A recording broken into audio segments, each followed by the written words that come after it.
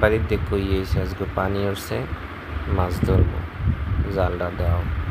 এই ফুটো জালটা লইয়া আজকে আইসে নদীতে মাছ ধরতে। দেশে খেয়াও এইরকম খেয়াও হয়েছে হাঙ্গা নদীর সরে সরে, পাই নাই মোটেও কিছু। বাড়ি কইয়েছে ইলিশ মাছ লইয়া আমু পাই না একটা বুড়িও। হামুকও পাইলেও নেইলে একটা বেড়া মনের শান্তি পাইত। যাও কিছু একটা বাড়ি যাতে লই যেতে পারে। এদিকে খোলা উঠছে পানি, গরুগুলো আছে বিপদে,